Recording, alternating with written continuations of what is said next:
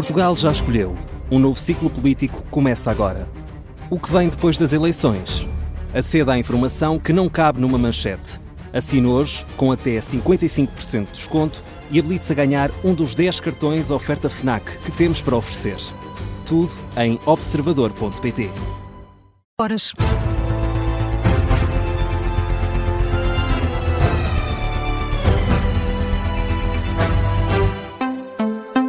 Foram libertados os 124 adeptos de Benfica e Sporting detidos ontem à noite pela PSP, depois de confrontos em Lisboa. Foram identificados e notificados para irem hoje a tribunal e respondem por vários crimes.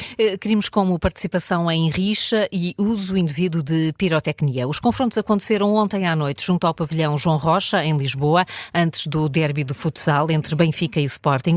Pelo menos 2 pessoas ficaram feridas. A PSP confirma em comunicado que fez 124 detenções. O Observador apurou que estes adeptos foram, entretanto, libertados, sendo que foram notificados para começarem a ser ouvidos hoje em tribunal. Rui Casanova, a PSP apreendeu vários objetos que terão sido usados nestes confrontos.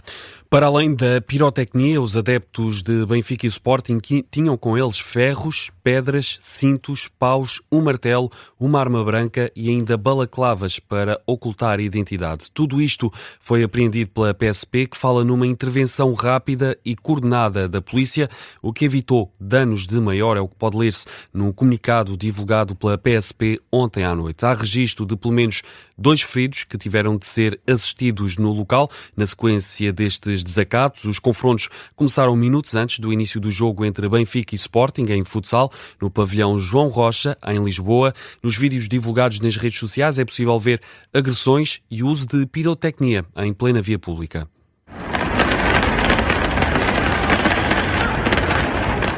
É o som que ouvimos aqui em fundo através destes vídeos divulgados nas redes sociais. A PSP foi chamada a intervir, fez 124 detenções. Em comunicado detalha que 63 dos detidos têm ligações ao Benfica e 61 ao Sporting. Os adeptos estavam vestidos de negro, sem identificação ou referência aos respectivos clubes. Foram detidos pela presumível prática do crime de participação em rixa, entre outros ilícitos, como uso indevido e arremesso de artigos de pirotecnia. É o que pode ler-se neste comunicado da PSP. Entretanto, a Federação Portuguesa de Futebol anuncia que instaurou um inquérito a este caso para apurar as responsabilidades dos incidentes. Rui Casanova, com os pormenores deste episódio de confrontos entre adeptos do Benfica e do Sporting, ontem à noite, antes do derby de futsal, a rixa terminou com 124 detidos, foram todos libertados, foram notificados para começar a comparecer hoje a tribunal. A Rádio Observador pediu mais detalhes à PSP, mas até agora ainda não obteve resposta. Augusto Inácio, comentador de desporto da Rádio Observador, defende castigos severos para os envolvidos nos desacatos. De forma a evitar que episódios como os de ontem à noite se repitam, Augusto Inácio fala em ações violentas e planeadas e por isso pede uma ação severa. Cabe à segurança, à Polícia de Segurança Pública, digo eu, e depois aos tribunais, de castigar severamente este tipo de gente que só vai para criar desacatos, porque isto é gente violenta, é gente que não quer assistir a um desporto, a uma modalidade que as pessoas vão ali para se entreterem no sentido de verem um espetáculo e depois deparam-se com estas situações. Por isso, isto, como eu já ia dizer ainda há pouco, ou como disse ainda há pouco, isto já não é uma novidade, já não é surpresa nenhuma. Augusto Inácio, ouvido pela Rádio Observador, considera ainda que episódios como este mancham a história e a dignidade dos 2 clubes. Este é um assunto em destaque, esta hora no site do Observador. O Governo aprova hoje as linhas gerais do PTRR. O plano para responder aos danos causados pelas tempestades vai ser discutido na reunião do Conselho de Ministros, mas, Carla, ainda não são conhecidos dados concretos de como vai funcionar.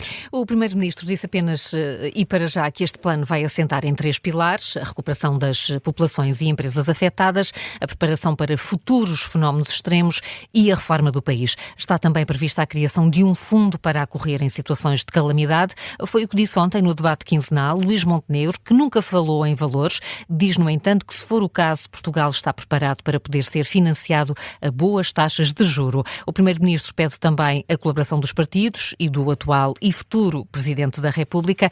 As linhas gerais do plano devem ser apresentadas hoje, depois da reunião do Conselho de Ministros, e discutidas na próxima quarta-feira com os partidos. E numa altura em que os detalhes concretos sobre o PRR português ainda não são conhecidos, a Presidente da Câmara de Coimbra admite estar preocupada com uma eventual discriminação entre municípios. Ana Abrunhosa diz que há muita coisa que precisa de ser melhorada. A entrevista à Rádio Observador, no programa Vichy Soase, revela que há municípios que estão a ser classificados como em estado de calamidade e outros em estado de contingência.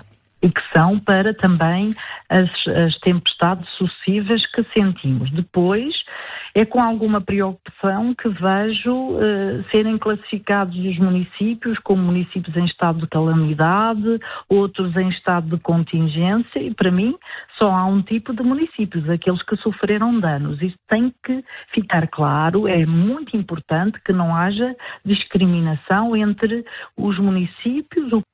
Ana Abrunhosa, preocupada com o risco de discriminação entre municípios afetados pelas tempestades, a Presidente da Câmara de Coimbra discorda também do PS quando pede o prolongamento do estado de calamidade. A autarca diz que já não se justifica e que os municípios podem continuar a fazer tudo o que é necessário sem essa figura jurídica. E hoje no Explicador vamos falar do PTRR. É nosso convidado o economista e antigo Ministro do Planeamento, Nelson de Sousa. São 8h06. Carla, que outras notícias estão em destaque nesta véspera de fim de semana e antes de uma nova edição de Momentos de Glória?